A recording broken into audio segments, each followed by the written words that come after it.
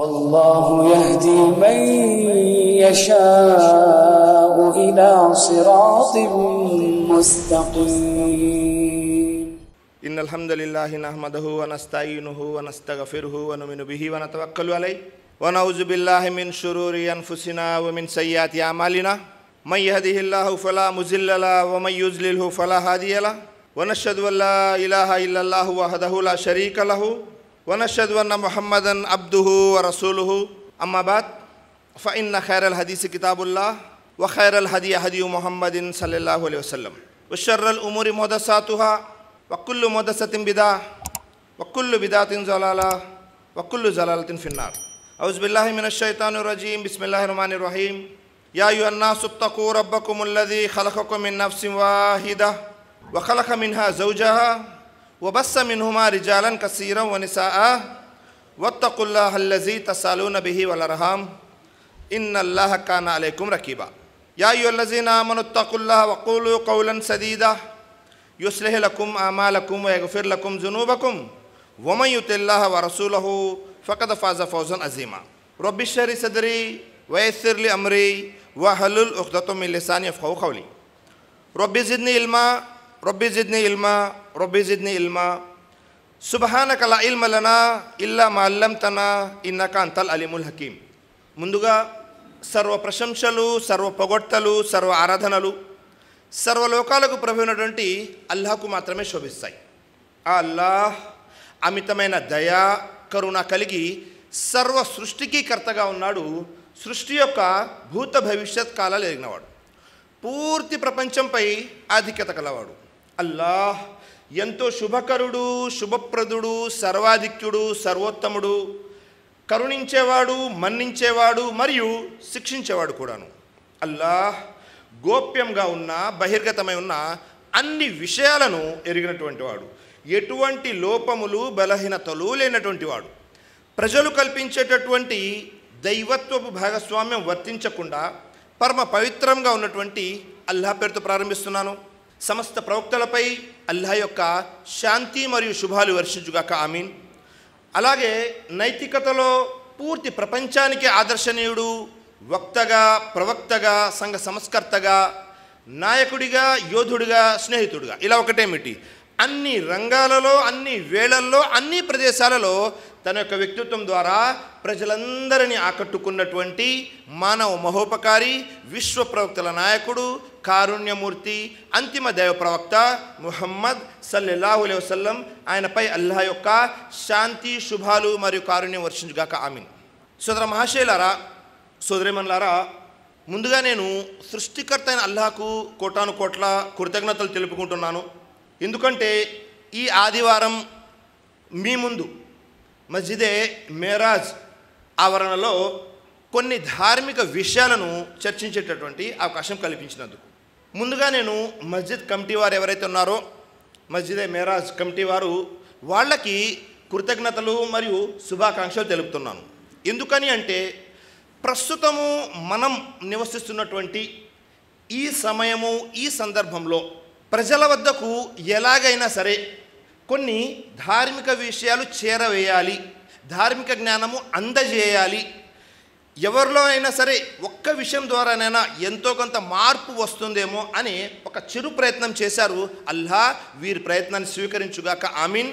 ఈ కార్యక్రమంలో ఎవరెవరైతే తమ శ్రమ ద్వారా కానీ, ధనం ద్వారా కానీ సాయశక్తుల ప్రయత్నం చేశారో అల్లాహ్ వాళ్ళందరికీ ఇహలోకంలోనూ మరి పరలోకంలోనూ మంచి ప్రతిఫలాన్ని ప్రసాదించుగాక ఆమీన్. ముందుగా నేను సృష్టికర్త అయినటువంటి అల్లాహ్తో ఈ దువా చేస్తున్నాను. అదేమిటి అంటే అల్లాహుమ్మా అజ్అల్నీ ఖైరం మిమ్మా యజున్నూన్ వగ్ఫిరా లిమా లా యఅలమూన్ మా తుఆఖిజ్నీ బిమా యఖూలూన్. ఈ దువా యొక్క అర్థం ఏమిటి అంటే, ఓ అల్లాహ్, వారు అనుకున్న దానికంటే నన్ను మంచిగా చేయి. వారికి తెలియని వాటి గురించి వారు ఏదైనా అంటే దాన్ని క్షమించు. మరియు వారు ఏదైతే చెబుతున్నారో దానికి నా బాధ్యత ఏమీ లేదు. ఈ దువా చదవడానికి గల కారణం ఏమిటి అంటే, ఈ దువా ఎప్పుడు చదవబడింది, ఎవరు చదివారు అనే దాన్ని మనం పరిశీలన చేశామనుకోండి. ఈ దువా అబూబకర్ సిద్దీక్ రజియల్లాహు అన్హు వారు చదువుతూ ఉండేవారు. ఎప్పుడు చదివేవారు? ఎవరైనా సరే ఎప్పుడైనా సరే ఆయన దగ్గరికి వచ్చి, బా మీరు చాలా మంచి పని చేశారండి, మీలాగా ఈ పని చేసేవారు ఎవరూ లేరండి అని చేసిన మంచి పనికి ఎవరైనా వచ్చి పొగిడితే ఈ దువా చేసేవారు. ఎందుకంటే నేను ఇంతకుముందు రాగానే కమిటీ సభ్యులు ఎవరైతే ఉన్నారో వారు వారి యొక్క కోరిక మేరకు, లేకపోతే వారు నా పట్ల చూపిన ప్రేమకి, ఆప్యాయతకి, ఇంకా గౌరవానికి నన్ను ఒక పూల గుచ్చం ఇచ్చి ఒక శాలువా కప్పడం జరిగింది. వాస్తవంగా చెప్పాలి అంటే వీరు ఏదైతే షాలు వేశారో, నాకు ఒక పూల గుచ్చం ఇచ్చారో దాని యొక్క అర్హుణ్ణి నేను కాదు అని నేను భావిస్తున్నాను. ఎందుకని అంటే అల్హమ్దులిల్లా నాలో ఉన్న మంచి మాత్రమే మీరు చూశారు, నాలో ఉన్న చెడు మీ ఎవ్వరికీ తెలియదు. ఆ చెడు ఎవరికి తెలుసు? నాకు తెలుసు, సృష్టికర్త అయిన అల్లాహకు తెలుసు. కాబట్టి ఈ దువా యొక్క అర్థం ఏమిటి అంటే, అల్లా వీరు ఏదైతే నా గురించి అనుకుంటున్నారో దానికంటే మంచిగా నన్ను తీర్చిదిద్దు, మొదటి విషయం. రెండోది, వారు ఏదైతే నా గురించి చెబుతున్నారో దానికి నేను బాధ్యుణ్ణి కాదు. మూడో విషయం, వారు తెలియకుండా ఏదైనా అంటే అల్లా దాన్ని క్షమించు. ఈ దువా ఎప్పుడు చేసుకోవాలి? ఎందుకని అంటే ప్రస్తుత సమాజంలో ఎలా ఉంది అంటే, ఉదాహరణకి ఎవరైనా హజ్కి వెళ్తున్నారు, మన ఊరు నుంచే, సత్తుపల్లి గ్రామం నుంచే. సాధ్యమైనంతవరకు మనందరి ఆలోచనలు ఏముంది? హజ్కి వెళ్తున్నారు కదా, మా మావయ్యనండి తీసుకొచ్చి భోజనాలు పెట్టి ఆయనకు ఒక శాలువా వేసి ఒక జత బట్టలు పెట్టి చేస్తారు. చేస్తున్నావా లేదా? అలాగే మస్జిద్ కమిటీ వారు, ఏమండి మా మస్జిద్ ముసల్లి హజ్కి వెళ్తున్నారంట అని వాళ్ళు పిలుస్తారు. ఇలా అందరూ చేస్తారు. ఒక్కసారి ఆలోచన చేయండి, హజ్ చేయడం అనేది ఎవరి మీద ఫరజ్? విధి ఎవరి మీద? ఎవరైతే ధనవంతులు ఉన్నారో, ఐశ్వర్యవంతులు ఉన్నారో అది. అంటే వారి మీద విధి అయింది, ఫరజ్ అయింది మాత్రమే వారు చేస్తున్నారు, ప్రత్యేకంగా ఏమీ లేదు. కానీ మనకు అది ఎలా కనబడుతుంది? చాలా పెద్ద విషయము, గొప్ప విషయం అన్నట్టు కనబడుతుంది. అవునా కదా? ఒకవేళ ఫరజ్ చేస్తున్నారు కాబట్టి మనము ఎవరినైనా సన్మానించాలి అంటే ప్రతిరోజు 5 పూట్ల నమాజ్ చదివిస్తారు. ఎవరు? మస్జిద్ యొక్క ఇమాం గారు. ప్రతి నమాజ్కి సన్మానించాలి. 5 పూట్ల మస్జిద్కి ముసల్లీలు వస్తే ఫరజ్, మనం అందరినీ సన్మానించుకుంటూ ఉండాలి. మనకిప్పుడు పరిస్థితి ఎలాగైపోయింది అంటే, ఎవరైనా ఏదైనా ఒక చిన్న మంచి పని చేస్తే సమాజంలో చేసేవారు ఎవరు లేరు కాబట్టి అది మనకు చాలా పెద్దగా కనబడుతుంది. అక్కడ దాకా బాగానే ఉంది. సన్మానం చేసిన తర్వాత ఏమవుతుంది? సన్మానం ఎవరికైతే చేస్తారో, నేను నా గురించి చెప్తున్నాను, మీరు మీ గురించి అనుకోండి. సన్మానం ఎవరికైతే చేస్తారో వారిలో లేనిపోని గొప్పలు పెరిగిపోతూ ఉంటాయి. ఇక మీదట ఎప్పుడు వచ్చినా, ఏ ఊరు వెళ్ళినా, నాకు ఏ ఊరు వెళ్ళినా ఒక శాలువా కప్పాలి, అలాగే నా గురించి బాగా గొప్పగా చెప్పాలి అనే ఆలోచన నాలో వస్తుంది. అది శైతాన్ ఆలోచన. మీకు శైతాన్ ఏమైనా ఆలోచన చేస్తాడు? మేము గురువుగారిని పిలిచాము, శాలువా కప్పాము, ఆయన గురించి 4 మంచి మాటలు చెప్పాము, అమ్మయ్యా మా పని అయిపోయింది. ఇక్కడ ఈ పని ప్రేమతో గౌరవంతో చేశారు, కానీ దీని తర్వాత వచ్చే పర్యవసనాన్ని గుర్తుపెట్టుకోండి. మనము శాలువా కప్పించుకున్నా దీనివల్ల ఒరిగేదేమీ లేదు. ప్రయోజనం ఎప్పుడు? చెప్పేవాడు చెప్పేదానిపై, వినేవాళ్ళు వినేదానిపై ఆచరించినప్పుడు. ఇప్పుడు నేను విజయవాడ నుంచి ఉదయం 5 గంటలకి బయలుదేరి, 5 గంటలు లేచి మొత్తం సామాన్లన్నీ సర్దుకొని బయలుదేరి ఇక్కడికి వచ్చాను. దాదాపుగా 11 గంటలు అయింది. అవునా? అంత దూరం నుంచి ఇక్కడికి వచ్చింది ఎందుకు అంటే, మీరు శాలువా కప్పుతారనా? అచ్చా, మీరు ఇక్కడ ఎందుకు కూర్చున్నారు? అమ్మయ్య చాలా రోజులైందండి బిర్యానీ తిని, మస్జిద్లో వాళ్ళ దావత్ ఉందంట, బిర్యానీ తిని వెళ్దామని వచ్చారా? కాదు. మీ యొక్క ఉద్దేశము, నా యొక్క ఉద్దేశం ఏంటి? నేను నా దగ్గర ఉన్న జ్ఞానాన్ని మీకు చెప్పాలి, మీరు ఆ జ్ఞానం వినాలి, దాని మీద ఆచరించాలి. ఒకవేళ ఆచరణ లేదు అనుకోండి, ఇలాంటి ప్రసంగాలు ఎన్ని విన్నా ఎన్ని చెప్పినా ప్రయోజనం లేదు. ఎందుకని అంటే చాలామంది ఇలాంటి ప్రసంగాలకి ఎక్కువ శాతం మంది ఎందుకు వస్తారు అంటే, ఎవరో విజయవాడ నుంచి వచ్చారంటండి, ఆయన ఎలా చెబుతారో విందాము, ఎవరో నిజామాబాద్ నుంచి వచ్చారంట, ఆయన ఎలా చెబుతారో విందాము. ఇలా వాళ్ళేం చెబుతారు, వీళ్ళేం ఇన్ఫర్మేషన్ని గ్యాదర్ చేస్తున్నారు, కానీ వచ్చిన ఇన్ఫర్మేషన్ మీద ఆచరణ చేయడం లేదు. చాలా ఉంది ఇన్ఫర్మేషన్ నా దగ్గర, పుస్తకాలు నిండిపోయి ఉన్నాయి, యూట్యూబ్లో ప్రసంగాలు నిండిపోయి ఉన్నాయి. ప్రజల్లో మార్పు వస్తుందా? ప్రతి వాళ్ళ చేతుల్లో మొబైల్ ఫోన్ ఉంది. మొబైల్ ఫోన్లో యూట్యూబ్ ఉంది, యూట్యూబ్లో కొడితే ప్రసంగాలు వరుసగా వస్తాయి. అవునా కదా? మార్పు ఏది? మార్పు ఏమైనా వస్తుందా? ఏమీ రావటం లేదు. ఈరోజు ఇంతమంది వచ్చారు, బయట ఊరు నుంచి వచ్చిన వాళ్ళని ఒక 50% తీసేద్దాం, వేరే వేరే ఊళ్ళు చుట్టుపక్కల ఊరు నుంచి వచ్చారు, మిగతా వాళ్ళందరూ ఈ ఊరు వాళ్ళేనా? మరి ఈరోజు ఫజర్ నమాజ్లో ఇంతమంది ఉన్నారా? ఏ ఊరైనా వెళ్ళండి, ఏ మస్జిద్లో అయినా అడగండి. పెద్ద మస్జిద్ అయితే 10 మంది ఉంటారు, చిన్న మస్జిద్ అయితే 5 ఉంటారు ఫజర్లో. మనము ముస్లింలమై ఉండి ఫజర్ నమాజ్కే మనం లేవలేకపోతే ఇక మన మీద ఖురాన్ వాక్యాల ప్రభావం ఏమైనా లోపల దిగుతుందా? మన మార్పు ఈ బయట ఈ గడ్డాలు, టోపీలు, ఈ వాస్కోట్లు ఇవి కాదు, లోపల ఏదైతే ఉందో ఇందులో మార్పు రావాలి. అందులో మార్పు రావాలి అంటే ముందు మనం వింటున్నటువంటి విషయాలపై ఆచరించాలి, ఆచరించే ప్రయత్నం చేయాలి. ఎంత జ్ఞానమైతే మీకు అందుతుందో, ఒకవేళ అది లేదు అంటే వృధా. ఎందుకంటే ఇక్కడ మీతో పాటు నాతో పాటు దైవదూతలు కూడా ఉన్నారు. దైవప్రవక్త ముహమ్మద్ సల్లల్లాహు అలైహి వసల్లం తెలియజేశారు, ఎక్కడైతే ఖురాన్ తిలావత్ పారాయణం జరుగుతూ ఉంటుందో, దైవప్రవక్త ముహమ్మద్ సల్లల్లాహు అలైహి వసల్లం వారి హదీసుల తిలావత్ జరుగుతూ ఉంటుందో, ధార్మిక ప్రసంగాలు కానీ ధార్మిక జ్ఞానం పంచబడుతూ ఉంటుందో, అక్కడ దైవదూతలు దిగి వస్తారు. దిగి వచ్చిన తర్వాత సృష్టికర్తను అల్లా అడుగుతాడు, ఏమని? మీరు ఎక్కడి నుంచి వస్తున్నారని అడుగుతాడు. అల్లా, మేము ఫలానా సత్తుపల్లి గ్రామంలో మస్జిదే మేరాజ్ యొక్క ఆవరణలో ఇలా ముస్లింలందరూ కూర్చొని ధార్మిక విషయాలు తెలుసుకుంటున్నారల్లా అనగానే అల్లా తెలియజేస్తాడు, మీరు సాక్షిగా ఉండండి, మీరు రాసుకోండి, అక్కడ ఎంతమంది అయితే ఉన్నారో వారందరినీ నేను క్షమిస్తాను. దైవదూతలు అడుగుతారు, అల్లా అక్కడ వినడానికి వచ్చిన వాళ్ళు బాగానే ఉంది క్షమించడం, కొంతమంది అటుగా వెళ్తూ వెళ్తూ ఏంటి సౌండ్ వస్తుందని చూశారు, చూసి అప్పుడు అక్కడికి వచ్చి నుంచున్నారు, రాసుకోండి, నేను వాళ్ళను కూడా క్షమిస్తాను. సుబ్హానల్లా. చూడండి, వాళ్ళకి తెలియదు, కేవలం ఈ శబ్దం విని ఇలా లోపలికి వచ్చి కూర్చున్నా అల్లా వాళ్ళని కూడా క్షమిస్తాడు. ఎందుకని అల్లా ఇంత కరుణామయుడు, ఇంత ప్రేమ ఎందుకు మన మీద అంటే, అల్లా ఎలాగైనా సరే మనల్ని ఒక పుణ్యానికి బదులు ఎక్కువ పుణ్యాలు ఇచ్చి ఎలాగైనా స్వర్గానికి పంపించాలి అన్న ఆలోచన అల్లాది. కానీ మనం దానికి అర్హులమా? మనం ప్రయత్నం చేస్తున్నామా? ఉదాహరణకు చూడండి, మీరు వ్యక్తిగతంగా నమాజ్ చేశారు జమాత్ కాకుండా, ఒక పుణ్యం. అదే జమాత్తో చేస్తే 27 రెట్లు పుణ్యం. సుబ్హానల్లాహ్. ఒకే పని, మీరు జోహర్ నమాజ్ చదవాలి, మీరు వ్యక్తిగతంగా వెళ్ళి అదే 4 రకాతులు చదివారు, కేవలం ఒక పుణ్యం వస్తుంది. అదే జమాత్తో చదివితే 27 రెట్లు పుణ్యం పెరుగుతుంది. ఇలా ప్రతి దానికి అల్లా మనతో పని చేయించుకొని ఆ పనికి ఇంకా పుణ్యాలు ఇస్తూ ఇస్తూ వెళ్తున్నాడు. కాబట్టి ఇక్కడ చెప్పే విషయాల్లో జాగ్రత్తగా గమనించండి. మన జీవితంలో కష్టాలు అనేవి అంతం కావు, ఇది గుర్తుపెట్టుకోండి.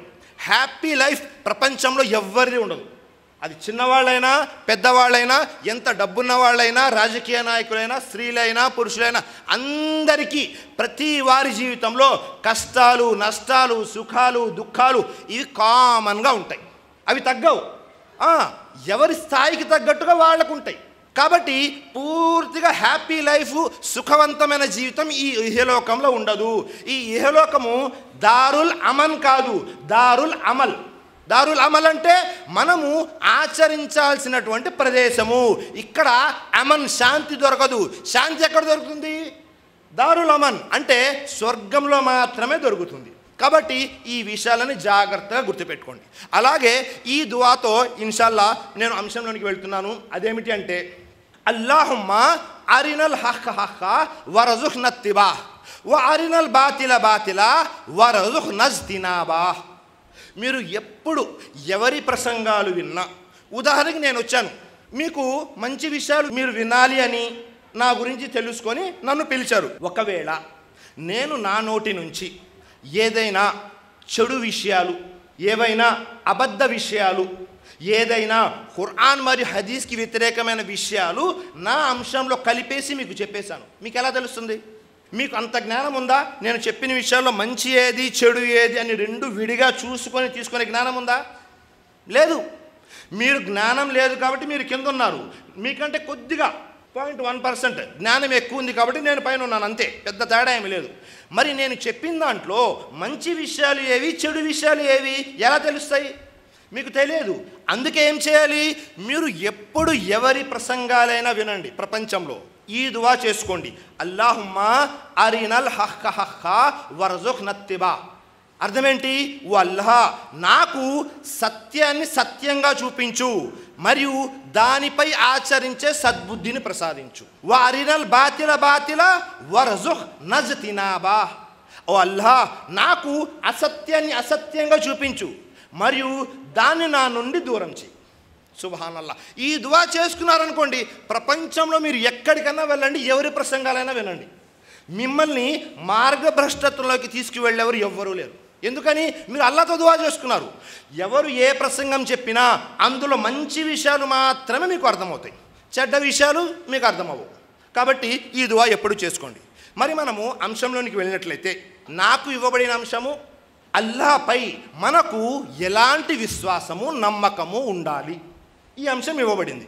అల్లాహ్పై ఎలాంటి విశ్వాసము నమ్మకము ఉండాలి అంటే, అసలు ముందు మనకు విశ్వాసం దగ్గరికి కానీ నమ్మకం దగ్గరికి కానీ వెళ్ళే ముందు అసలు అల్లాహ్ ఎవరు అనేది తెలిసి ఉండాలి.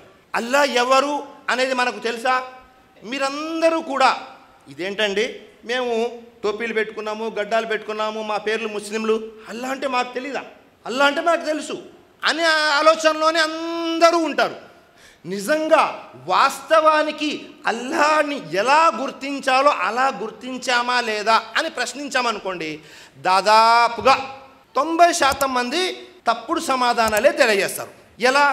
ఉదాహరణకి, అల్లాహ్ ఎవరు అని ప్రశ్నించాము. అల్లాహ్ ఎవరు? సృష్టికర్త, ఒక సమాధానం. ఇంకా అల్లాహ్ ఎవరు అంటే, సర్వసాధారణంగా సమాజంలో ఉన్నటువంటి నానుడేమిటి? సమాజంలో మనతో పాటు అనేక మతాల వాళ్ళు, కులాల వాళ్ళు, వర్గాల వారు, వర్ణాల వాళ్ళు, జాతులు, తెగలు, ఇలా రకరకాల ప్రజలు జీవితం గడుపుతున్నారు. వాళ్ళందరూ ఏమనుకుంటున్నారు? ప్రతిరోజు అజాన్ వినబడుతూ ఉంటుంది, అల్లాహు అక్బర్ అల్లాహు అక్బర్ అజాన్ వినబడుతుంది. వాళ్ళందరూ ఏమనుకుంటున్నారు? అచ్చా, ముస్లింల అల్లాహ్ కూత వినబడింది, ముస్లింల దేవుడు, ముస్లింల దేవుడు, సాయిబుల దేవుడు, లేకపోతే ఇంకాస్త పల్లెటూరుకి వెళ్తే తురక వాళ్ళ దేవుడు, అరబ్బుల దేవుడు, ఇలాంటి మాటలు వినబడుతుంటారు. అవునా కదా? అల్లాహ్ అంటే ముస్లింల దేవుడు. మరి ముస్లిం సమాజంలో నిజమేనండి, అల్లాహ్ అంటే మా దేవుడు. ఎందుకు? వాళ్ళ ఆ కులానికి ఒక దేవుడు ఉన్నాడు, ఈ మతానికి ఒక దేవుడు ఉన్నాడు, ఆ గ్రామానికి ఒక దేవుడు ఉన్నాడు, ఈ పొలిమేరకి ఇంకో దేవుడు ఉన్నాడు, కాబట్టి అల్లాహ్ అంటే మా దేవుడు. నిజానికి వాస్తవానికి అల్లాహ్ అంటే ముస్లింల దైవమా? కాదు. ఎందుకని? అల్లాహ్ అంటే కేవలం ముస్లింల ప్రభువు అని ఖురాన్ గ్రంథంలో ఒక్క ప్రదేశంలో కూడా లేదు. ఖురాన్లో 30 కాండాలు అంటే 30 పారాలు, 114 అధ్యాయాలు, 114 సూరాలు, 6236 వాక్యాలు, ఆయతులు ఉన్నాయి. ఎక్కడ కూడా అల్లాహ్ అంటే ముస్లింల దేవుడు అని లేనే లేదు. కానీ మనం ఏమనుకున్నాము? అల్లాహ్ మా దేవుడు. ఉదాహరణకి, ఎవరైనా ఒక ముస్లిం వ్యక్తి అల్లాహ్ అంటే ముస్లింల దేవుడు అని అనుకున్నాడు అనుకుందాం, ఏమవుతుంది? అతని విశ్వాసం పరిపూర్ణం కాదు. విశ్వాసం పరిపూర్ణం కాదు. ఎందుకని? ఎవరైతే ముస్లింలకు ఒక దేవుడు అల్లాహ్ ఉన్నాడు, ముస్లిమేతలకు మరొక దేవుడు ఉన్నాడు అని అనుకుంటే అది విశ్వాస బలహీనము, విశ్వాసం పరిపూర్తి కానే కాదు. ఎందుకని? అసలు మనకు కలీమా అంటే ఏమిటో అర్థం కాలేదు, కలీమా యొక్క అర్థం మనకు తెలీదు. ఉదాహరణకి, లా ఇలాహా ఇల్లల్లాహ్ ముహమ్మదుర్ రసూలుల్లాహ్ కలీమా చదివారా?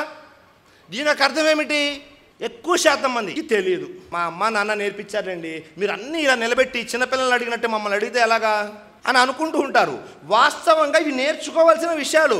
ఇక్కడ చెప్పేవారు కానీ వినేవాళ్ళు కానీ ఎవరు ఇబ్బంది పడవలసిన అవసరం లేదు. మనకు తెలియని విషయం నేర్చుకోవాలి.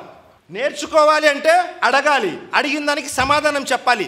సమాధానం చెప్పినప్పుడు అది తప్పుడు సమాధానం అయితే ఆ క్షణంలోనే మీరు జ్ఞానం నేర్చుకుంటారు, జ్ఞానవంతులు అవుతారు.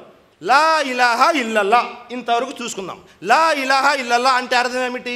ఎక్కువ శాతం మంది చెప్పే సమాధానము అల్లాహ్ తప్ప ఆరాధనకు అర్హుడు ఎవ్వరూ లేరు కొంతమంది. మరికొంతమంది అల్లాహ్ ఒకే ఒక్క దైవము అని అంటుంటారు. మరికొంతమందికి ఇంకా రకరకాలుగా చెప్తుంటారు. వాస్తవంగా అర్థం ఏమిటి? లా ఇలాహా ఇల్లల్లాహ్ అంటే అల్లాహ్ తప్ప నిజ ఆరాధ్యుడు మరెవ్వరూ లేరు. సుబ్హానల్లాహ్. ఎందుకని ఈ అర్థాన్ని తెలుసుకోవాలి? అంటే సమాజంలో మిథ్యా దైవాలు ఉన్నారు. దైవాలు ఉన్నారా లేదా? సూర్యుని ఆరాధించేవారు ఉన్నారు, చంద్రుడిని ఆరాధించేవాళ్ళు ఉన్నారు, చెట్లని, రాళ్లని, రప్పల్ని, నాగుపాముల్ని, కప్పల్ని, పిల్లుల్ని, కుక్కల్ని అన్నిటినీ ఆరాధించేవారు ఉన్నారు. అవునా? అవన్నీ కూడా ఆరాధ్య దైవాలుగా ఆరాధిస్తున్నారు. కానీ మనం ఎవరిని ఆరాధిస్తున్నాము అంటే అల్లా తప్ప నిజ ఆరాధ్యులు చాలామంది ఉన్నారు. కానీ అందులో నిజ ఆరాధ్యుడు ఒకే ఒక్కడు, సృష్టికర్త అయినటువంటి అల్లాహ్. సుబ్హాన్ అల్లాహ్. ఎంత పెద్ద అర్థం ఉందో చూడండి కేవలం కలిమాకి. మరి మనం అంశంలోనికి వెళ్తే ముందు మనకు అల్లా ఎవరో తెలియాలి అంటే నేను ఏమి చెప్పినా, మీరు ఏమి విన్నా, జీవితంలో ఒక నియమాన్ని పెట్టుకోండి. మనము ఎవరి ప్రసంగాలు విన్నా వారు చూపిస్తే ఖురాన్ గ్రంథంలో నుంచి వాక్యాలు చూపించాలి, లేదా దైవప్రవక్త ముహమ్మద్ సల్లల్లాహు అలైహి వసల్లం వారి హదీస్ అంటే ప్రవక్త వారి ప్రవచనాలు, నోటిలో నుంచి వచ్చిన మాటలు, అవి మాత్రమే వినాలి అని నియమం పెట్టుకున్నారనుకోండి, స్పష్టంగా అర్థమైపోతుంది. ఇప్పుడు అల్లా అనేది అరబీ పదం. తెలుగులో అనువదించాలి అంటే దానికి సరిపోయే పదం తెలుగు భాషలో కాదు కదా, ప్రపంచంలో ఏ భాషలోనూ లేదు అలాంటి పదం అల్లాహ్. కానీ మనకు అర్థం కావాలి కదా, మనకు తెలుగు తప్ప వేరే భాష అర్థం కాదు. ఉర్దూ చెప్పినా సగమే అర్థమవుతుంది, మిగతా సగం పైనుంచి వెళ్ళిపోతూ ఉంటుంది. ఎందుకని? మనం నివసించే ప్రాంతంలో ఎక్కువగా తెలుగు మాట్లాడతాం కాబట్టి అల్లా అంటే ఆరాధనకి అర్హుడు, అలాగే సర్వాన్ని సృష్టించిన సృష్టికర్త. ఇంకా వివరంగా సులభంగా చెప్పాలి అంటే దైవము అని చెప్పవచ్చు. మరి అల్లా అందరికీ దైవం. ఖురాన్ గ్రంథం సృష్టికర్తని అల్లా తెలియజేస్తున్నాడు, అల్హమ్దులిల్లాహి రబ్బిల్ ఆలమీన్. సకల ప్రశంసలు పొగడ్తలు కేవలము అల్లాహకు మాత్రమే. ఆయన సమస్త లోకాలకు ప్రభువు. సుబ్హానల్లాహ్. అల్హమ్దులిల్లా అన్న పదము రాని ముస్లింలు ప్రపంచంలో ఎవరు ఉండరు. అవునా? చాలా చిన్న పదం. సూర ఫాతిహాలో కూడా మొట్టమొదటి పదం. మరి అలాంటి అల్హమ్దులిల్లాకి అర్థం ఏ రోజైనా మనం తెలుసుకున్నామా? తెలుసుకోనే లేదు. ఒకవేళ అర్థం లేకుండా, ఉదాహరణకి నేను ఇక్కడ నుంచొని తమిళంలో ప్రసంగం చేస్తున్నా, మీ అందరికీ ఏమైనా అర్థమవుతుందా? ఏమీ అర్థం కాదు. అదేంటంటే ఉర్దూవే సరిగ్గా అర్థం కాదు, మీరు తమిళ్ మాట్లాడితే ఎలాగా అంటారు. తమిళ్ని పక్కన పెట్టండి, నేను అరబీలో మాట్లాడతా, మీకు అర్థమవుతుందా? అర్థం కాదు. అంటే మీకు అర్థమయ్యే భాషలో మాట్లాడితేనే మీకు అర్థమవుతుంది.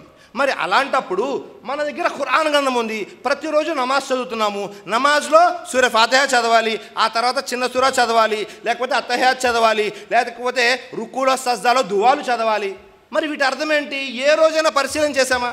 ఏమి పరిశీలన చేయకుండా చేతులు కట్టుకొని మన మెదడంతా షాప్లో ఉంది, లేకపోతే ఇంట్లో ఏదైనా గొడవ జరిగితే ఇంట్లో ఉంది, ఇక్కడ ఉన్నాము, ఇమామ్ గారు ఏదో చదువుతున్నారు, వెళ్తున్నాము. యంత్రాలలాగా మనం నమాజులు చేస్తూ ఉంటే ఏమైనా ప్రయోజనం ఉందా? నమాజ్ చేసిన దానికి చేయని దానికి ప్రయోజనం ఏముంది? తేడా ఏముంది? ఏమీ లేదు. కాబట్టి అర్థాలు తెలుసుకోనంత వరకు మన జీవితంలో మార్పు రాదు. అల్హమ్దులిల్లా అనే ఒక్క పదానికి అర్థము ఇంతుంది. సకల ప్రశంసలు పొగడ్తలు కేవలం అల్లాహకు మాత్రమే.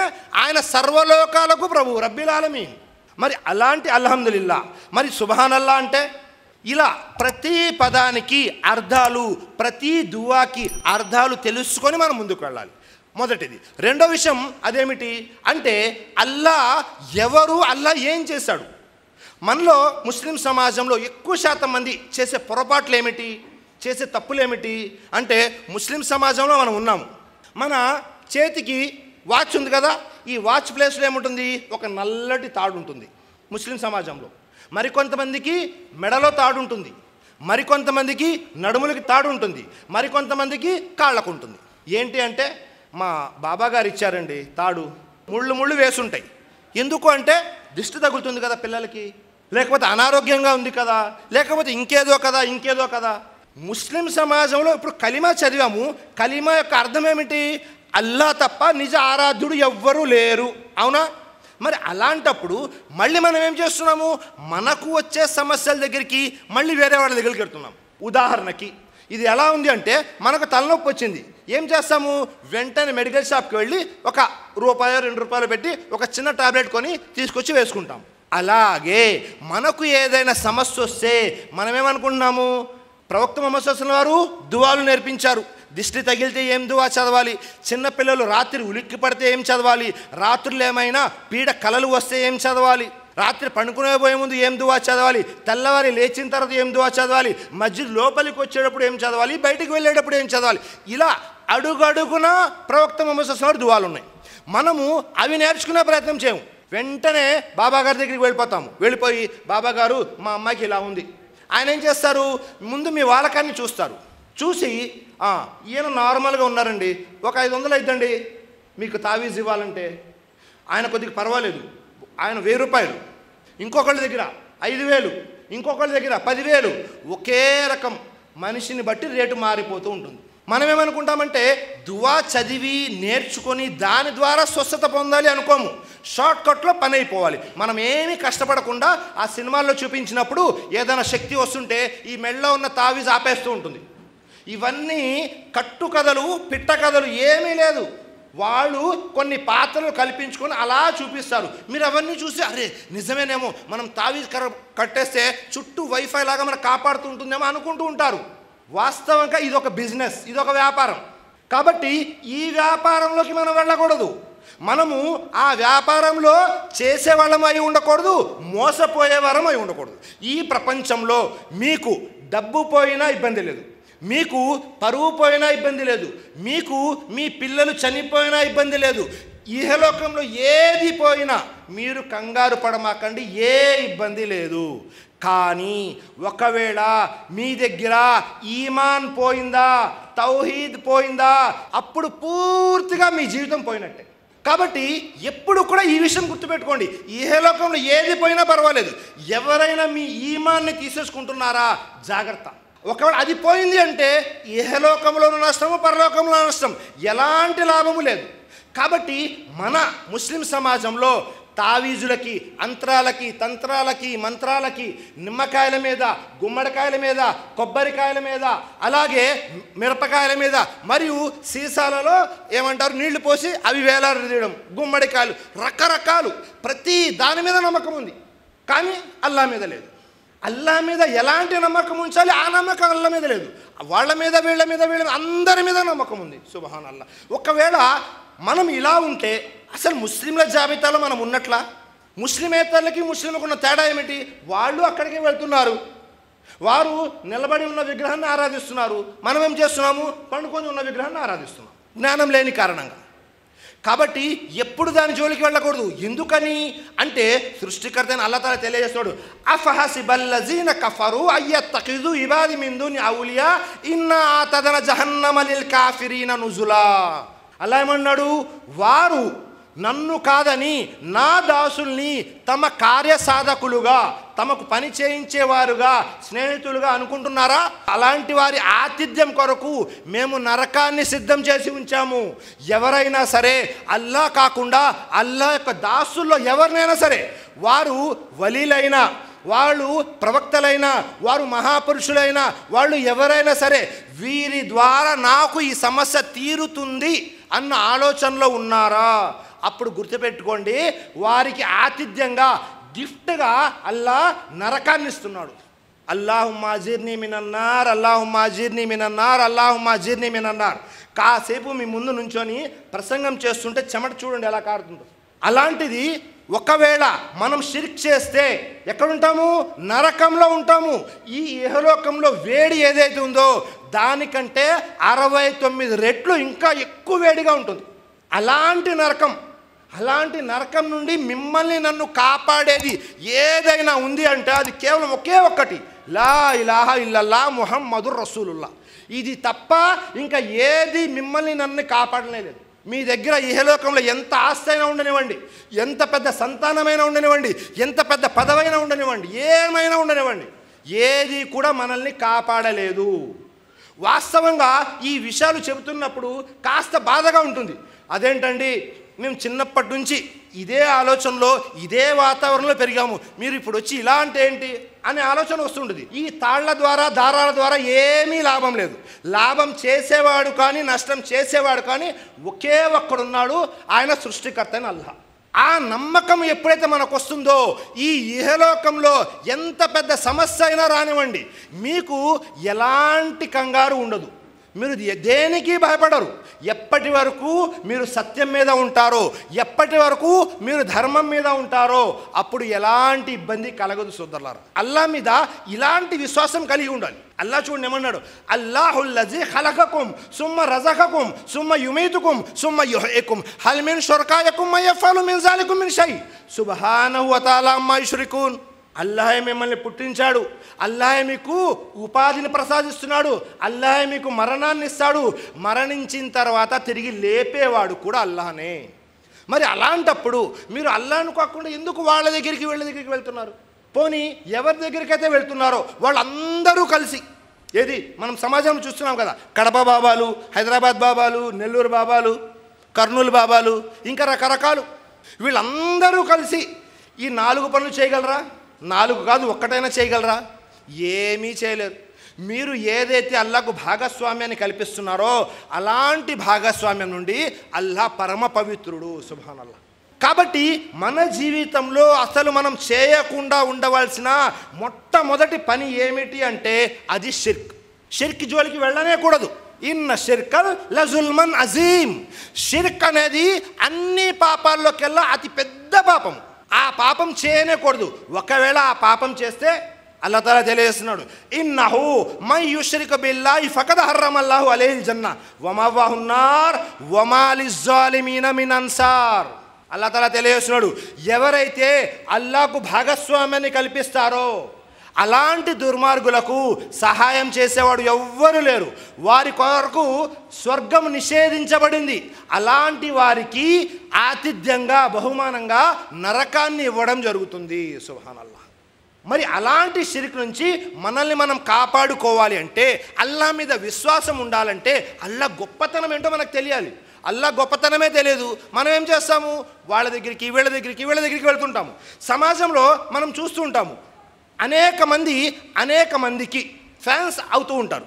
ఎందుకు ఫ్యాన్స్ అవుతారు అంటే వారిలో ఏదో గొప్ప విషయం ఉంది అని, ఎవ్వరూ చేయలేని పని వాళ్ళు చేశారు అని, ప్రపంచంలో ఎవరు ఈ పని చేయలేదండి ఆయన ఒక్కడే చేయగలడు అనే ఆలోచనలు ఉంటారు. అది క్రీడాకారులైనా, సినీ తారులైనా, రాజకీయ నాయకులైనా, ఏదైనా సరే ఎవ్వరు చేయలేని పని వీళ్ళు చేశారు కాబట్టి వీళ్ళు గొప్పవాళ్ళు అని వాళ్ళకి ఫ్యాన్స్ అవుతూ ఉంటారు, ఫాలోవర్స్గా అవుతూ ఉంటారు. కానీ ఏ రోజైనా పరిశీలన చేసామా ఈ పూర్తి ప్రపంచాన్ని సృష్టించి నడిపించేటటువంటి అల్లా యొక్క గొప్పతనం ఎలా ఉంది? సుబ్హానల్లాహ్. ఏ రోజు పరిశీలన చేయలేదు. ఆ పరిశీలన చేయని కారణంగా అల్లా మీద ఎలాంటి విశ్వాసం ఉండాలో అలాంటి విశ్వాసం మనకు లేదు. ఒకవేళ అల్లా మీద నిజంగా మనకు విశ్వాసం ఉంటే మనం ఎలా ఉండాలి అంటే, మన ప్రవక్తలు ఎవరైతే ఉన్నారో వారు అల్లా మీద ఎలాంటి విశ్వాసాన్ని కలిగి ఉన్నారు అనేది ఒక్కసారి మనం పరిశీలన చేసామనుకోండి, నమ్మకం ఎలా ఉంది వాళ్ళకి. ప్రస్తుతం సమాజంలో మనము ఏం చేస్తుంటాము అంటే, సమాజం యొక్క పరిస్థితులకు తగ్గట్టుగా వేరే వాళ్ళ మీద మనం ఆధారపడిపోతూ ఉంటాము. వేరే వాళ్ళని మనం దగ్గరికి తీసుకుంటూ ఉంటాము. వేరే వాళ్ళ మీద ఆధారపడిపోతుంటాము. అసలు మన పూర్తి నమ్మకము గనక అల్లా మీద ఉంటే జరిగే అద్భుతాలు అనేకం. ప్రస్తుతం కాస్త మనం పరిశీలన చేసామనుకోండి, ఇంతకుముందు మీరు ప్రసంగం విన్నారు. ఆ ప్రసంగంలో ఏముంది అంటే, మనము చనిపోకముందే ఒక 5 విషయాల గురించి తెలుసుకోవాలి. మరణం రాకముందే జీవితం గురించి, వృద్ధాప్యం రాకముందే యవ్వనం గురించి, ఇలా అనేక విషయాలు. ఇవన్నీ విషయాలు మనం ఆచరించాలి అంటే మన దగ్గర అల్లా సహాయం ఏ విధంగా అందుతుంది అనే విషయం తెలియాలి. మొదటి విషయం. రెండో విషయం ఏమిటి అంటే, ఈ పూర్తి ప్రపంచంలో పరిస్థితులు ఎలా అయినా ఉండనివ్వండి, పూర్తి ప్రపంచంలో ఎలా ఉంది ప్రస్తుతము?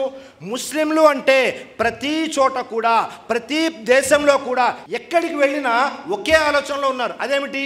ముస్లింలు అంటే కొన్ని చోట్ల ఉగ్రవాదులు అని, మరికొన్ని చోట్ల ఇంకా వేరే రకాలు. పూర్తి ప్రపంచంలో ప్రస్తుతము ఎక్కువగా అవమానించబడేది ఎవరు? ముస్లింలు. ఎక్కువగా దౌర్జన్యం జరిగేది ఎవరి మీద? ముస్లింల మీద. ఎక్కువగా నష్టపోయేది ఎవరు? ముస్లింలు. ఇలా ఎందుకు జరుగుతుంది అంటే, ప్రస్తుతం ఉన్నటువంటి ముస్లింలు అల్లా మీద ఎలాంటి విశ్వాసము నమ్మకము ఉంచాలో అలాంటి నమ్మకం విశ్వాసం ఉంచలేదు. దాని కారణంగా ఇలా జరుగుతుంది. అల్లా మీద మరి ఎలాంటి నమ్మకం విశ్వాసం ఉంచాలి? ఉదాహరణకు చూడండి, ఒకవేళ మనం అల్లా మీద విశ్వాసం ఉంచితే అల్లా ఏం చేస్తాడు? సృష్టి నియమాలకి విరుద్ధంగా వెళ్ళి మనకు సహాయం చేస్తాడు. ఉదాహరణకి మనము ఇబ్రాహీం అలైహిస్సలాం జీవితాన్ని పరిశీలన చేశాము. ఇబ్రాహీం అలైహిస్సలాం జీవితంలో పూర్తి ప్రజలు, ఇబ్రాహీం అలైహిస్సలాం యొక్క పూర్తి జాతి వారు ఒక పక్క, ఇబ్రాహీం ఒకే ఒక్కడు ఒక పక్క, ఎవ్వరూ లేరు, ఒకే ఒక్కడు లా ఇలాహా ఇల్లల్లా అని చెప్పింది. ఆయన ఒక్కడే ఒక పక్క ఉన్నాడు. జాతి వాళ్ళందరూ తిరస్కరించారు. చివరికి ఏం చేశారు? ఇక లాభం లేదు, ఆ తిరస్కారం ఎక్కువ అయిపోతే ఏమవుతుంది, ఈయన్ని ఎలాగైనా చంపేయాలి అని అనుకుంటారు. వాళ్ళు కూడా అదే చేశారు. ఏం చేశారు? ఇబ్రాహీం అలైహిస్సలాంని ఎలాగైనా సరే అగ్నిలో పడవేయాలి అనుకున్నారు. ఇబ్రాహీం అలైహిస్సలాంని వీళ్ళందరూ తీసుకువెళ్ళి పడవేశారు. ఎక్కడ? అగ్నిలో. అగ్ని యొక్క గుణం ఏమిటి? కాల్చాలి. కానీ ఇబ్రాహీం అలైహిస్సలాం కాలారా? కుల్నా యా నారు, సృష్టికర్త అల్లాహ్ తఆలా చేస్తున్నాడు, మేము ఇలా ఆజ్ఞాపించాము, యా నారు, ఓ అగ్ని, కూనీ బరదం వసలామన్ అలా ఇబ్రాహీమా. సుబ్హానల్లాహ్. సృష్టికర్త అల్లాహ్ తఆలా తెలుస్తున్నాడు, యా నారు, ఓ అగ్ని, నీవు ఇబ్రాహీం కోసము చల్లగా మారిపో. సుబ్హానల్లాహ్. ఒక్కసారి ఊహించండి, ఇక్కడ అగ్ని రాజేసి ఉంది, మనము చేయి పెట్టాం కానీ కాలటం లేదు. అవుతుందా? ప్రపంచంలో ఎక్కడ అవ్వదు. అది ఎవరికి అయింది? ఇబ్రాహీం అలైహిస్సలాంకి అయ్యింది. ఎందుకని? ఇబ్రాహీం అలైహిస్సలాం అలాంటి అచంచలమైన విశ్వాసం కలిగి ఉన్నారు. మరి అలాంటి విశ్వాసము మీలో నాలో ఉందా? ఈరోజు మన ఇంటి వాళ్ళే అన్నారనుకోండి, అమ్మా నేను 5 పూట్ల నమాజ్కి వెళ్తున్నారు. మా అబ్బాయి ఏంటి 20 సంవత్సరాలు వచ్చినాయి, ఇప్పుడే గడ్డం పెట్టేశాడు, ఇప్పుడే నమాజ్ అని మస్జిద్కి అతుక్కుపోతున్నాడు. అరే బాబు, ఇలాగైతే కుదరదు, నువ్వు వెళ్ళి సంపాదించాలి అని మన ఇంట్లో వాళ్ళే మన అబ్బాయిని ఆపేస్తుంటారు. అవుతుందా లేదా?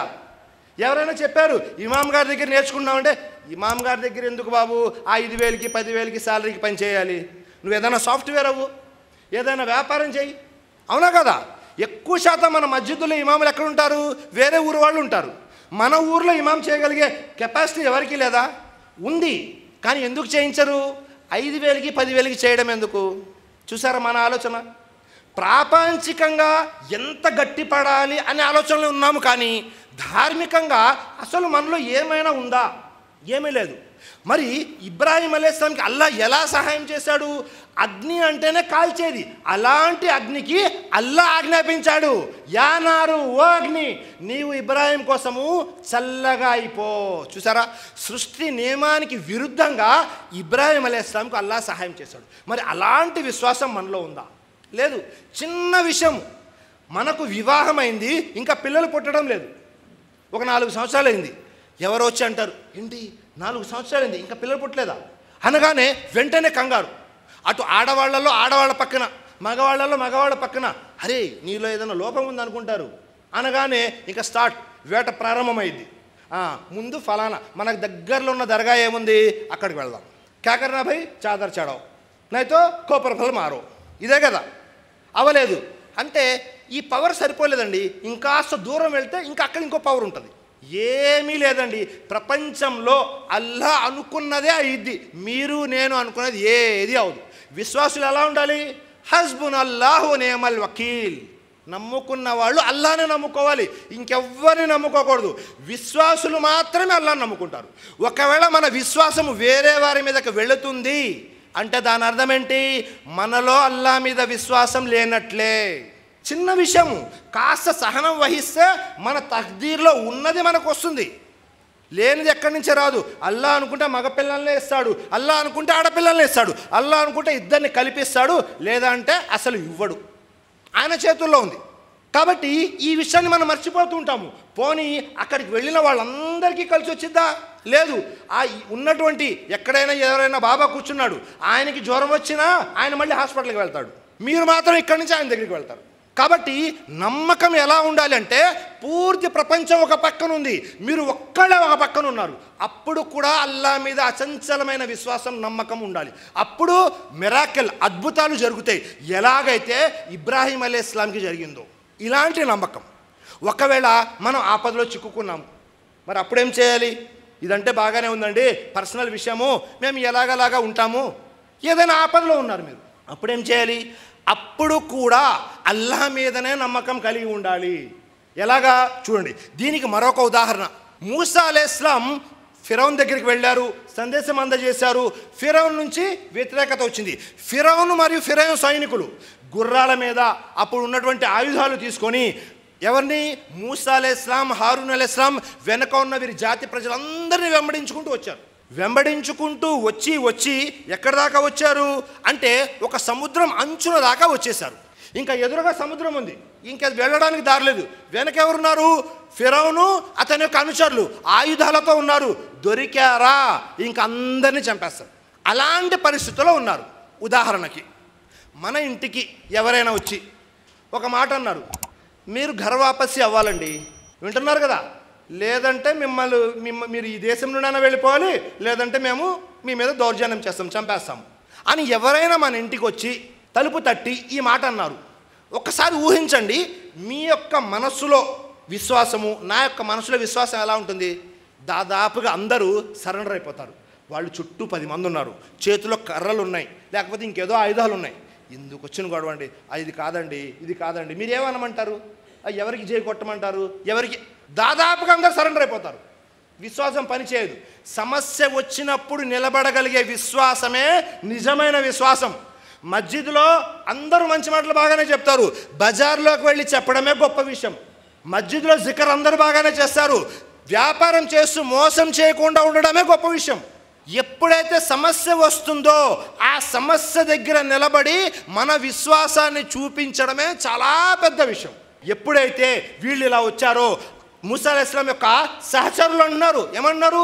ఇన్నాల ముద్రకూన్, అయిపోయాము, మేము పట్టుబడిపోయాము, అయిపోయిందండి, మేము వాళ్ళని చూస్తున్నాము, వారు మమ్మల్ని చూస్తున్నారు, అంత దగ్గరగా ఉన్నారు, ఇంకా మాకు తప్పించుకునే అవకాశమే లేదు.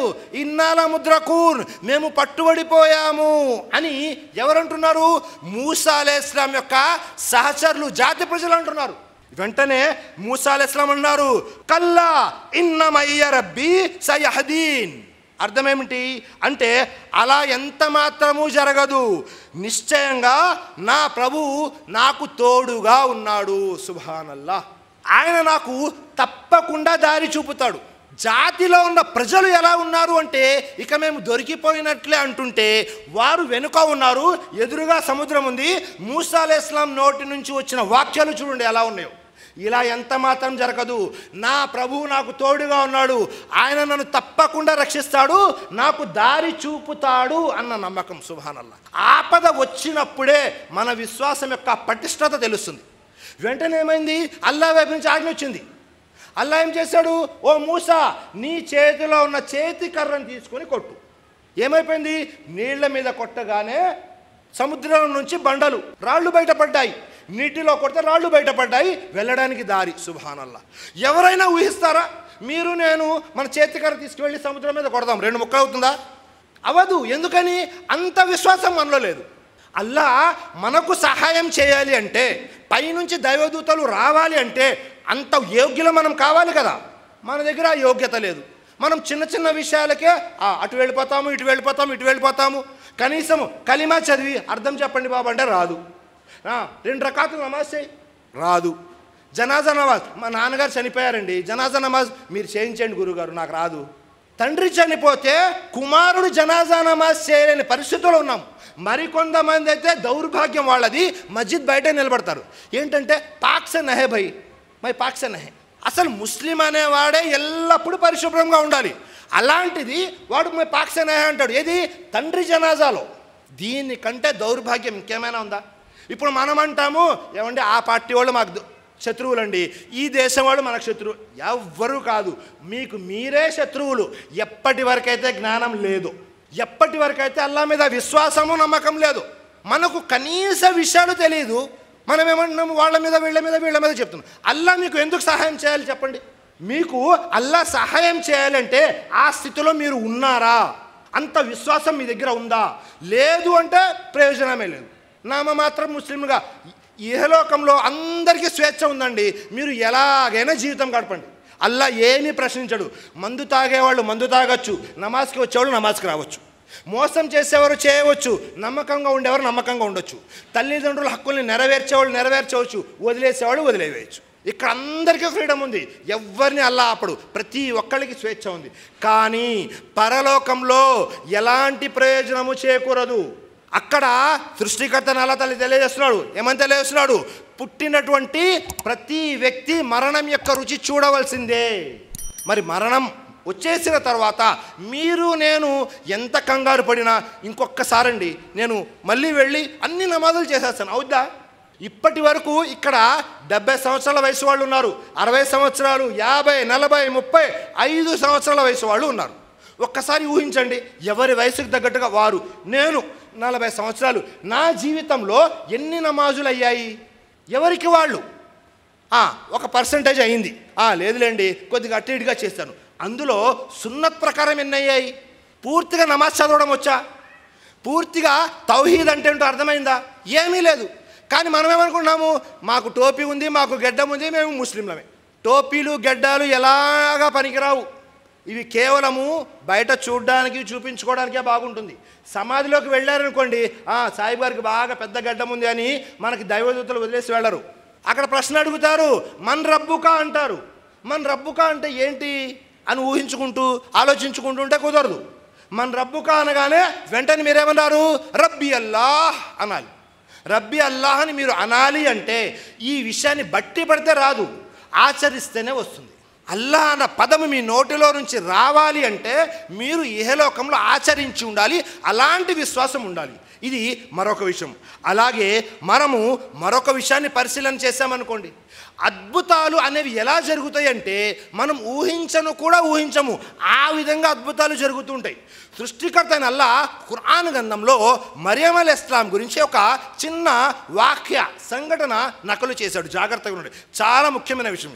ఈ విషయం చెప్పడానికి గల ముఖ్య కారణం ఏంటి అంటే, మన స్త్రీలు ఎవరైతే ఉన్నారో, మన చుట్టుపక్కల స్త్రీలు ఎవరైతే ఉన్నారో వాళ్ళు వినాలి అని మరియం అలైహిస్సలాం దగ్గర ఎలాంటి విశ్వాసం అయితే ఉందో అలాంటి విశ్వాసం మన స్త్రీలలో కూడా రావాలి అని ఈ వాక్య ఈ సంఘటన చెప్పడం జరుగుతుంది. జాగ్రత్తగా ఉండండి. మరియం అలైహిస్సలాం యొక్క జీవిత సంఘటన మీకు అందరికీ తెలిసిందే. ఏమిటది? ఆవిడ వివాహం కాకుండానే ఈసా అలైహిస్సలాంకి తల్లి అయింది ఒక అద్భుతం ద్వారా. ఈ అద్భుతం జరుగుతున్నటువంటి పరిస్థితుల్లో ఎలా ఉంది అంటే, మనము మరియంని పరిశీలన చేసామనుకోండి, 24, 25, 26 వాక్యం మరియం అలైహిస్సలాం గురించి వివరణ ఇవ్వడం జరుగుతుంది. అప్పుడు ఆమె ఒక చెట్టు క్రింద ఉన్నప్పుడు క్రింద నుంచి దైవదూతలు ఒక పిలుపు పిలిచారు. పిలిచి ఇలా అంటున్నారు, ఏమిటది? నీ క్రింద ఒక నీటి ఊటను ప్రవహింపజేశాము, జాగ్రత్తగా చూడు. ఆ నీటి ఊటను అల్లాహ్ ఏం చేశాడు? కేవలం మరియం అలైహిస్సలాం కోసమే ఒక నీటి ఊటను ప్రవహింపజేశాడు అక్కడ. ఎందుకని? అక్కడ ఎవ్వరూ లేరు, ఆమె పురిటి నొప్పులతో బాధపడుతూ ఉంది. అలాంటి సందర్భంలో మరొక విషయం తెలియజేస్తున్నాడు. ఇటు పక్క ఒక ఖర్జూరపు చెట్టు ఉంది. ఆ ఖర్జూరపు చెట్టు మొదలుని ఊపు. ఒక్కసారి ఊహించండి, మీరు నేను వెళ్ళి ఒక చెట్టు పట్టుకొని దాని కింద మొదలు పట్టుకుని ఊపితే ఊగిద్దా? అసలు ఊగే అవకాశం ఉందా? ఖర్జూరపు చెట్టు అంటే ఇంకా లావుగా ఉంటుంది, దాని చుట్టూతా ముళ్ళు ఉంటాయి, గుచ్చుకుంటూ ఉంటాయి. అల్లాహ్ ఏమన్నాడు? ఈ ఖర్జూరపు చెట్టు మొదలని ఊపు, పైనుంచి ఖర్జూర పళ్ళు రాలుతాయి అంటున్నాడు. వెంటనే మరియం అలైహిస్సలాం, అదేంటల్లా ఇంత చెట్టు ఉంది, లావుగా ఉంది, ఇది ఊపుతా కూర్చుంటూ ఊగిద్దా అని అనలేదు. వెంటనే మరియం అలైహిస్సలాం అన్నారు, చెట్టు మొదలు ఊపారు, వెంటనే పైనుంచి ఖర్జూర పళ్ళు రాలాయి. నమ్మకం చూడండి ఎలా ఉందో. ఈరోజు ఎవరైనా చెప్పారు మీకు, నేనే చెప్పాను, ఏమండి రోజు పొద్దున్నే సయ్యదుల్ అస్తగ్ఫార్ చదవండి. ఉదయం చదివితే సాయంత్రం వరకు అల్లాహ్ యొక్క ఆధ్వర్యంలో అల్లాహ్ యొక్క బాధ్యత, మన బాధ్యత అల్లాహ్ తీసేసుకుంటాడు, మనమేమో అల్లాహ్ యొక్క బాధ్యతలో ఉన్నట్టు. సాయంత్రం చదివితే ఉదయం వరకు మన బాధ్యత అల్లాహ్ తీసేసుకుంటాడు, మనము అల్లాహ్ యొక్క హిఫాజత్లో ఉంటాం. సయ్యదుల్ అస్తగ్ఫార్ తెలుసా? చాలామందికి తెలియదు అనుకుంటా, తల ఊపటం లేదు. ఎవరైనా రాకపోతే ఖచ్చితంగా నేర్చుకోవాల్సిన దువా, అల్లాహుమ్మ అంత రబ్బీ లా ఇలాహ ఇల్లా అంత ఖలక్తని వనా అబ్దుక వలనా అహదిక వదిక మస్తతాతు. ఇలా పూర్తిగా దువా ఉంటుంది, చాలా పెద్ద దువా. ఈ దువా ఉదయం చదివితే సాయంత్రం వరకు మన బాధ్యత అల్లాహ్ తీసుకుంటాడు, సాయంత్రం చదివితే ఉదయం వరకు మన బాధ్యత అల్లాహ్ తీసుకుంటాడు. ఈ దువా యొక్క వివరణ చాలా ఉంది. ఇప్పుడు నేను ఈ విషయం చెప్పాను, మీరు నేర్చుకున్న వాళ్ళు నేర్చుకున్నారు, చాలామంది అసలు నేర్చుకోరు. ఒక్కసారి నేర్చుకుని చదివేవాళ్ళైనా, నేను ఈ దువా చదివానండి, ఇక నా బాధ్యత అల్లాహ్ అది పూర్తిగా, ఈ విశ్వాసం మనలో ఉందా? చాలా తక్కువ. ఏదో ఫార్మాలిటీగా చదవమన్నారు కదా, ఇమాం గారు నేర్పించారు కదా, గురువుగారు చెప్పారు కదా అని చదువుతారు. కానీ ఎలాంటి నమ్మకం అయితే మరియం అలైహిస్సలాం ఉంచారో అలాంటి నమ్మకం మీకు నాకు ఉందా? పరిశీలన చేయండి సోదరులారా. ఒకవేళ మనం పరిశీలన చేయలేదు, మనకు అల్లా మీద నమ్మకం ఉండాల్సిందే లేదు. మరి అలాంటప్పుడు ఈ ఇహలోకంలో మీరు ఎన్నైనా చేయండి ప్రయత్నాలు, ఏమీ ప్రయోజనం లేవు. ఉదాహరణకు చూడండి, ఈ ఫ్యాన్ తిరుగుతూ ఉంది, ఈ లైట్ వెలుగుతుంది, వీటిలన్నిటికీ ఏం కావాలి? కరెంటు కావాలి, పవర్ కావాలి. పవర్ లేకపోతే ఇవేమీ తిరగవు. అలాగే ఇహలోకంలో మనము వస్తువుల్ని సమకూర్చుకుంటున్నాము. మనకు తెలిసిన ఎమ్మెల్యే ఉంటే మంచిదండి, మన పిల్లలు ఐఏఎస్లు ఐపీఎస్లు అవ్వాలండి.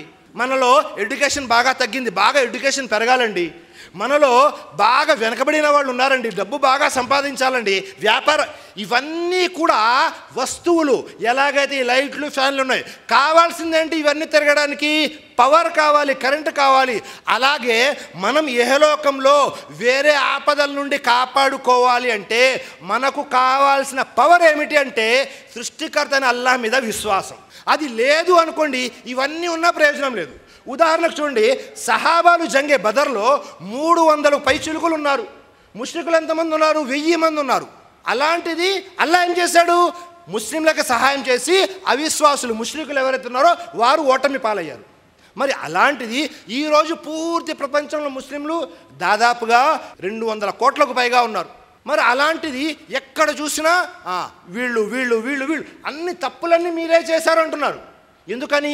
మనలో ఏ విశ్వాసం అయితే ఉండాలో ఆ విశ్వాసం మనలో లేకుండా పోయింది. మరియు మరొక ముఖ్యమైన విషయం, మనలో ఇస్లాంలో మనలో విశ్వాసం పెరగాలి అన్నా లేకపోతే మార్పు రావాలి అన్నా ఇస్లాం ఏం చేసిద్దంటే కొద్దిగా త్యాగాలు కోరుకుంటుంది. ఏదో ఫార్మాలిటీగా అయిపోదు, కొన్ని త్యాగాలు చేయాలి.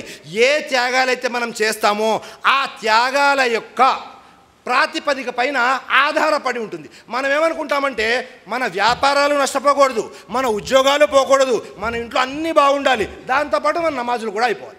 సహాబాలు ఎవ్వరూ కూడా ఇలాంటి జీవితం గడపలేదు. ఏ జీవితమైతే మనం ఆశిస్తున్నాం, అందరూ కూడా ఎలాంటి జీవితం గడిపారు అంటే కష్టాలతో, నష్టాలతో, త్యాగాలతో. వాళ్ళు అంత త్యాగాలు చేశారు కాబట్టి అక్కడ నుండి ఇక్కడికి వచ్చింది ధర్మం, ఇస్లాం. లేదు అంటే ఏమీ రాదు. కాబట్టి మనం ఇస్లాం కోసం ఏం త్యాగం చేయాలి అనేది ఎవరికి వారు ఆత్మపరిశీలన చేసుకోండి. చివరిగా ఒక చిన్న సంఘటన తెలియజేసి ఇన్షాల్లా నా ప్రసంగం ముగిస్తాను. అది మరీ ముఖ్యంగా ఎవరి కోసము అంటే స్త్రీల కోసం. ఎందుకంటే ముందు నుంచి చెప్పిందంతా పురుషుల కోసం అన్నట్లుంటుంది. దైవప్రవక్త కాలంలో స్త్రీలు కూడా ఇలాగే అనేవారు. ప్రవక్త వారి దగ్గరికి వచ్చి, ప్రవక్త, ఖురాన్లో ఎక్కడ చూసినా యా అయ్యుహల్లజీనా ఆమను, యా అయ్యుహల్లజీనా ఆమను, యా అయ్యుహల్లజీనా ఆమను అని పురుషుల కోసమే చెప్పబడింది, మా గురించి ఏం చెప్పలేదా అని అడిగారు. వాస్తవంగా యా అయ్యుహల్లజీనా ఆమను అంటే విశ్వసించిన ప్రజలారా, కానీ చెప్పే విధానం ఎలా ఉంది? విశ్వసించిన పురుషులారా అన్నట్టుంటుంది. వెంటనే దైవప్రవక్త ముహమ్మద్ తెలియజేశారు, కాదమ్మా అలా కాదు, యా అయ్యుహల్లజీనా ఆమను అంటే స్త్రీ పురుషులు ఇద్దరికీ కలిపి. మరి అలాంటప్పుడు మీరు ఎక్కువగా సహాబాలతోనే ఉంటారు. సహాబాలు మీతో కూర్చుంటారు, మీతో నమాజ్ చేస్తారు, ఉన్నటువంటి సందేహాలు అడుగుతారు, సమాధానాలు చెప్తారు, మీతో కలిసి యుద్ధాలకు కూడా వెళ్తారు. మీరు మళ్ళీ మాకు సమయం ఎక్కడిస్తున్నారు అని అనగానే ప్రవక్త ముహమ్మద్ సల్లల్లాహు అలైహి వసల్లం తెలియజేశారు. ఏమని తెలియజేశారు? ఈ రోజు నుంచి ప్రతి గురువారం, వారంలో ఒకరోజు స్త్రీల కొరకు ఒక ఇస్తమా ఏర్పాటు చేసుకోండి అని మదీనాలో ప్రతి గురువారము ఒక ఇంట్లో ఇస్తమా జరిగింది, ప్రత్యేకంగా స్త్రీల గురించి.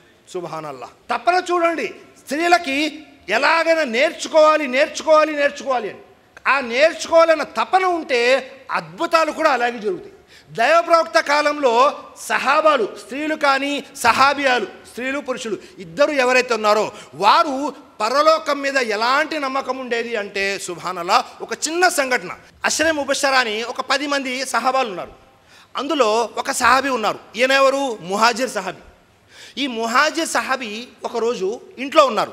ఇంట్లో ఇషా నమాజ్ అయిపోయింది, నిద్రపోవాలి కదా, అటు ఇటు తిరుగుతున్నారు, నిద్ర పట్టడం లేదు. వెంటనే భార్య వచ్చి అడుగుతుంది, ఏంటండి అటు ఇటు తిరుగుతున్నారు, నిద్ర రావటం లేదా అని. అవును, నిద్ర రావటం లేదు. తనేమనుకున్నారంటే ఏదైనా ఆందోళన ఉందేమోలే, నిద్ర రావటం లేదు, కాసేపటికి వచ్చిద్దిలే అనుకున్నారు. ఇంకా కాసేపటి అయిపోయింది, నిద్ర రావటం లేదు, అటు ఇటు తిరుగుతున్నారు. తిరిగే వ్యక్తి ఎవరు అంటే తల్హా బిన్ ఉబైదుల్లా రజల్లాహు అన్హు వారు. అటు ఇటు తిరుగుతుంటే వెంటనే ఆమె సతీమణి అడుగుతున్నారు. ఏమని అడుగుతున్నారు? ఏంటండి అటు ఇటు తిరుగుతున్నారు, చాలాసేపు అయిపోయింది కదా అంటే, ఏమీ లేదు, ఈరోజు వ్యాపారం చేశాను, వ్యాపారంలో లాభం వచ్చింది. ఎంత? 70 లక్షల దిర్హంలు లాభం వచ్చింది. సుబ్హానల్లా, లాభం వచ్చింది, డబ్బంతా ఇంట్లో ఉంది, అందుకే నిద్ర రావటం లేదు అన్నారు. ఇక్కడ ఒక్క క్షణం ఆగండి. మీరు ఇంటికి వెళ్ళి ఈరోజు రాత్రి ఇదే సంఘటన జరిగింది అనుకుందాం. ఉదాహరణకి ఒక 7 లక్షల రూపాయలు, 70 లక్షలు కాదు, 7 లక్షల రూపాయలు మీకు లాభం వచ్చింది. మీ ఇంట్లో ఇషా నమాజ్ తర్వాత మీరు అటు ఇటు తిరుగుతున్నారు. మీ భార్య వచ్చి అడిగింది, ఏం లేదు ఇవాళ వ్యాపారం చేశాను, వ్యాపారంలో 7 లక్షల లాభం వచ్చింది, అందుకే నిద్ర పట్టడం లేదు, ఏం చేయమంటావు 7 లక్షలు అని అడిగారు. వెంటనే ఏం చెప్తారు? అసలు మనం అడుగుతామా? మనకు ముందే ప్లానింగ్ అయిపోయింది. అమ్మ 7 లక్షలు వచ్చింది, ఎలాగైనా సత్తుపల్లిలో ఒక 2 సెంట్ల స్థలం తీసుకోవాలి, అసలే స్థలాల రేట్లు బాగా పెరిగిపోతున్నాయి, లేకపోతే అమ్మాయి పెళ్ళిడికి వస్తుంది, ఇంటర్ ఫస్ట్ ఇయర్ కదా, బంగారం కొనేసామనుకోండి ఎలాగెలాగ పనికొచ్చింది, ఈ ఆలోచనలో ఉంటాము. భార్య కూడా ఏం చేసేది? అదే ఆలోచన ఇచ్చింది. ఒకవేళ తల్లిదండ్రులైనా అదే చెప్తారు, అది చెల్లెలు ఉంది కదా, చెల్లెలికి పెళ్లి చేయాలి, తమ్ముడు ఉన్నాడు కదా, తమ్ముడికి ఏదైనా వ్యాపారం పెట్టిద్దాము, ఇదే ఆలోచనలో ఉన్నారు. తల్హా బిన్ ఉబైదుల్లా రజల్లాహు అన్హు వారు అడిగారు, ఎవరిని? తన యొక్క భార్య సతీమణిని అడిగారు. అడిగితే ఆమె ఏమందో తెలుసా? ఏంటండి మీరు అంత కంగారు పడతారు, 70 లక్షల దిర్హంలే కదా, మీరు ఏం కంగారు పడమాకండి, తెల్లవారేసరికల్లా పంచేద్దాం. 70 లక్షల దిర్హంలు తెల్లవారే కల్లా పంచేద్దాము అంటున్నారు. పంచడము అంటే ఇక్కడ ఈయనకు నిద్ర పట్టకపోవడానికి కారణం ఏంటి? తల్హా బిన్ ఉబైదుల్లా రజల్లాహు అన్హు వారికి ఆ డబ్బులు ఎవరైనా దొంగలు దోచుకెళ్ళిపోతారేమో, లేకపోతే ఫ్యూచర్ ప్లానింగ్ ఎలా జరిగింది, దీని గురించి కాదు. ఈ 70 లక్షల దిర్హంలు ఇలాగే ఉండి చనిపోతే రేపు అల్లా పరలోకంలో అడుగుతాడు, నేను నీకు 70 లక్షల దిర్హంలు ఇచ్చాను కదా, అవి ఏం చేశావు అని అడుగుతాడేమో అన్న కంగారు. వాళ్ళు ఏం చేశారు? ఎలాగో అలాగా మన ఫ్యూచర్ ప్లానింగ్ అని దాచుకోలేదు. ఆ 70 లక్షల దిర్హంలు తెల్లారే కల్లా పూర్తిగా అక్కడ ఉన్నటువంటి ఆ సమాజంలో ఉన్నటువంటి పేద ప్రజలకి పనిచేశారు. సుబ్హానల్లాహ్. వెంటనే తల్హా బిన్ ఉబైదుల్లా అంటున్నారు, ఏమని అంటున్నారు? మీ నాన్న ఎంత మంచి భక్తి పరాయణుడో నువ్వు కూడా అంతే అంటున్నారు. ఇంతకీ వాళ్ళ నాన్న ఎవరు? అబూబకర్ సిద్దీక్ రజల్లాహు అన్హు వారు. సుబ్హానల్లాహ్. చూడండి, ఎలాంటి తండ్రి, ఎలాంటి కూతురు, ఎలాంటి అల్లుడు. ఈరోజు మన సమాజంలో అల్లుడు ఇంటికి వచ్చాడు, వచ్చినప్పుడు ఏ మామైనా బాబు ఇవాళ ఫజర్ నమాజ్ అయిందా అని అడుగుతారా? అడిగే ధైర్యం ఉందా? ఇంటికి వస్తే ఇగో ఒక 5,000 ఉన్నాయి బాబు, అక్కడ ఆర్ఎస్ బ్రదర్స్ ఉంది, వెళ్ళి బట్టలు కొందామా, ఇక్కడ చందన బ్రదర్స్ ఉంది, వెళ్ళి బట్టలు కొందామా, ఈ డిస్కషన్లే తప్ప ఏ రోజైనా భార్యాభర్తలు మరియు అత్తమామలు నలుగురు కూర్చొని ధార్మిక విషయాలు చర్చించేటటువంటి అవకాశం ఉందా? లేనే లేదు. ఎందుకని? మనము ఎవరినైతే సెలెక్ట్ చేసుకుంటున్నామో అల్లుడిగా అయినా కోడలిగా అయినా ఏం చూస్తున్నాము? మహా అయితే డబ్బు లేదా అందం, ఈ రెండూ కాకుండా ఇంకేమీ చూడటం లేదు. ఈ రెండు ఉంటే చాలు, మంచి అందంగా ఉండాలండి మా అల్లుడు కానీ మా కోడలు కానీ. ఎందుకు? పుట్టబోయే పిల్లలు బాగా గుండ్రంగా అందంగా పుట్టాలి. విశ్వాసము అనేది ఎక్కడి నుంచి వచ్చింది? డిస్కషన్, చర్చ అనేది ఎప్పుడు జరిగింది? మనము మన భార్యతో కానీ మన తల్లిదండ్రులతో కానీ, అమ్మా నేను ఈరోజు ఏ పుణ్యాలు చేయాలి అని అడిగామా? లేదు. ఈరోజు నేను ఇలాంటి పుణ్యకార్యాలు చేశాను అని వెళ్ళి చెప్తున్నారా? చెప్పడం లేదు. డిస్కషన్ అనేది, చర్చ అనేది జరగటం లేదు. ఇలా చెప్పుకుంటూ పోతే 1,00,000కు పైగా మంది సహాబాలు, 1,00,000కు పైగా మంది ప్రవక్తలు మరియు వాళ్ళ యొక్క భార్యలు, ఇలా వందల కొద్ది ఉన్నాయి సంఘటనలు. మార్పు రావాల్సింది మీలో నాలో. చెప్పడం వల్ల వినడం వల్ల మారిపోయేదైతే రోజుకి కొన్ని లక్షల మంది మారిపోతూ ఉంటారు. ఎందుకని? యూట్యూబ్లో వ్యూస్ లక్షల్లో ఉన్నాయి. వినడం ద్వారా చెప్పడం ద్వారా మారరు. మారాలి అన్న ఆలోచన వచ్చినప్పుడు అల్లా మార్చేటటువంటి అవసరాన్ని కల్పిస్తాడు, అవకాశాన్ని ఇస్తాడు, అప్పుడు మనం మారతాం. కాబట్టి మనము ఈ ప్రసంగాలు ఏవైతే ఈరోజు విన్నారో ఇంటికి వెళ్ళి దువా చేయండి, అల్లా ఈరోజు ప్రసంగాలు విన్నాము, ఈ ప్రసంగాలలో మంచి విషయాలని ఆచరించేటటువంటి సద్బుద్ధిని నాకు ఇవ్వు, నన్ను, నా భార్యని, నా పిల్లల్ని ఎలాంటి విశ్వాసం అయితే సహాబాలలో ఉందో, ప్రవక్తల్లో ఉందో అలాంటి విశ్వాసం మాకు కూడా ఇవ్వల్లా. ఈ ఇహలోకం ఉన్నంత కాలము కాస్త శాంతియుతంగా ఉంచు, చనిపోయిన తర్వాత పరలోకంలో జన్నతుల్ ఫిర్దౌస్ ఇవ్వు అని దువా చేయండి.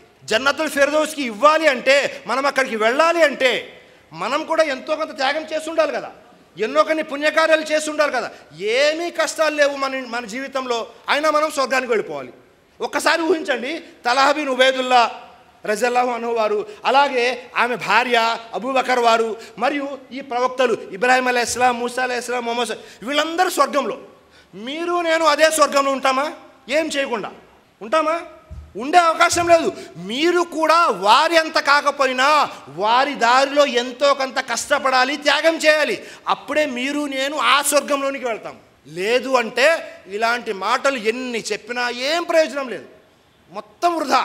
ఈ చెవి నుంచి వింటారు, ఈ చెవి నుంచి వదిలేస్తారు. కాబట్టి సృష్టికర్త అల్లాహతో దువా చేస్తున్నాను, అల్లాహ్ చెప్పినటువంటి విషయాల్లో మంచి విషయాలు ఖురాన్ మరియు సహీ హదీస్ల ప్రకారం ఏవైతే ఉన్నాయో వాటన్నిటినీ ఆచరించేటటువంటి సద్బుద్ధిని, సౌభాగ్యాన్ని ప్రసాదించుగాక, ఆమీన్.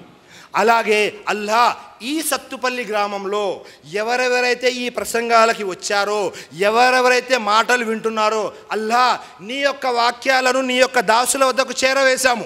ఎవరైతే మారాలి అనుకుంటారో, సిరాతే ముస్తకీం మీద రావాలి అనుకుంటారో, సత్య మార్గం మీద రావాలి అనుకుంటారో వారికి ఖురాన్ మరియు సహీ హదీస్ల జ్ఞానాన్ని ప్రసాదించు, ఆమీన్. వారిని సన్మార్గంలోకి వచ్చేటటువంటి దారిని సులభతరం చేయి, ఆమీన్. అలాగే ఎవరి వద్దకైతే ఈ సందేశం చేరలేదో అల్లాహ్ వీళ్ళ ద్వారా ఆ సందేశాన్ని వారి వద్దకు చేరవేయి, ఆమీన్. అలాగే ఎవరెవరైతే అనారోగ్యంతో ఉన్నారో అల్లాహ్ వారికి మంచి ఆరోగ్యాన్ని ప్రసాదించు, ఆమీన్.